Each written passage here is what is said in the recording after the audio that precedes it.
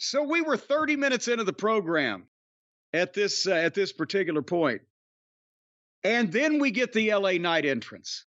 And again, a big response, and he milks the chance so well, and he's got an air about him that he acts like he's somebody. He's not coming out there, dressed like a schlub with his fucking dick in his hand and his head down. Please like me. It's always been my dream to be here. He's doing the promo where it's been his dream to be there and make all the money, but he's worked at it for 20 years, and he's going to, by God, do it. And he did the promo about Miz on Raw, playing dress up and the make-believe invisible John Cena and all that stuff. He had a good promo going. And then Grayson Waller music interrupted. And I was like, oh, Jesus, this fucking guy again. And he came out in a Hugh Hefner Halloween costume and brought out Austin Theory. So now they have aligned Waller and Theory. It's like cheeseburgers and anchovies. It's like Sprite Zero and coffee. Something I love and something I despise. And I've got to watch, I guess, one to see the other, but it looks like the before and after of a bodybuilding course advertisement in the 70s wrestling magazines. And unfortunately, in this one, Brian, tell me they did the cute WWE style verbiage, which was nothing to actually listen to or take seriously. They just banter about with unfunny insults. Basically, that's the heel version of getting heat these days, right? And LA tried to step in and save it, and they called them crotch goblins.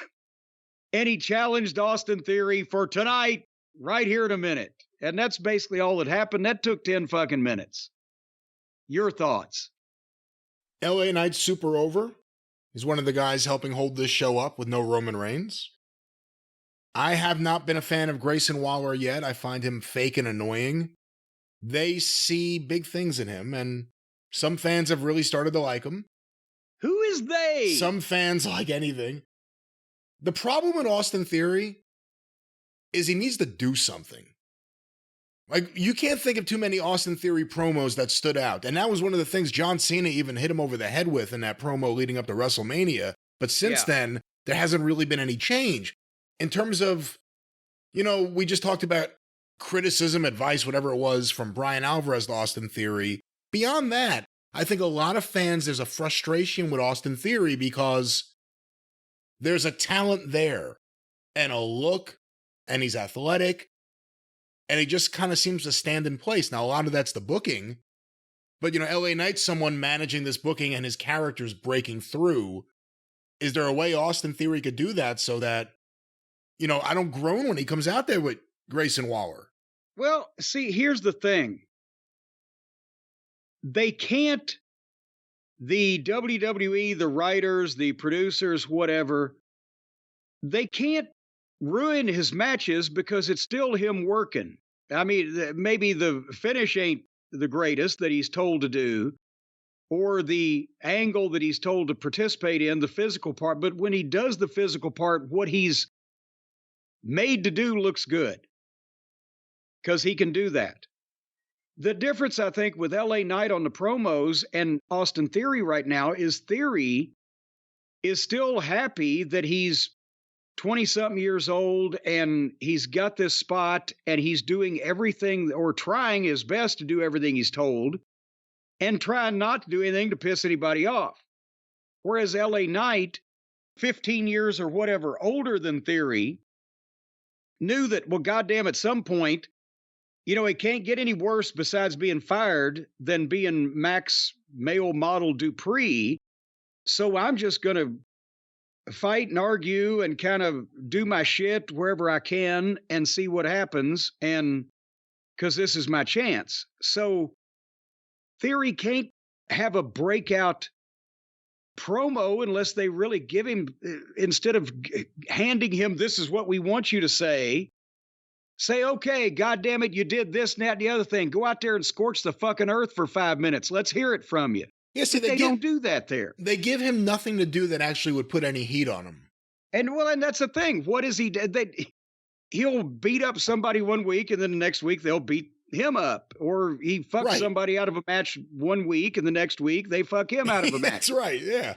So it's not like, that he's getting any. But that's what everybody does there. I think the difference is LA Knight knew it was about his last chance, and he had the experience and he had the balls, and he said, fuck it. It's now or never. I'm going to start just doing my shit. Whereas Theory is doing, I would imagine at this point, everything that they tell him to do as close as possible to doing it.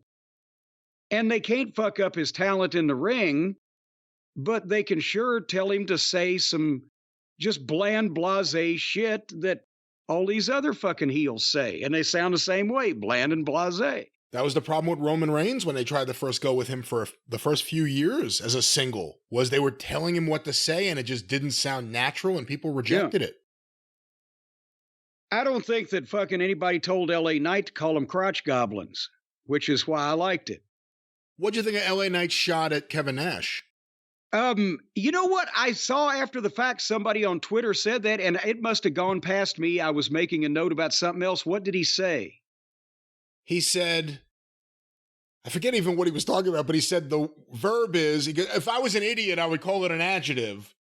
But the verb, and he was talking about that. Oh, okay. Yeah. Okay. I didn't pick up on that. Because I heard that, and I was like, oh, okay, he's just knocking people that don't have good grammar.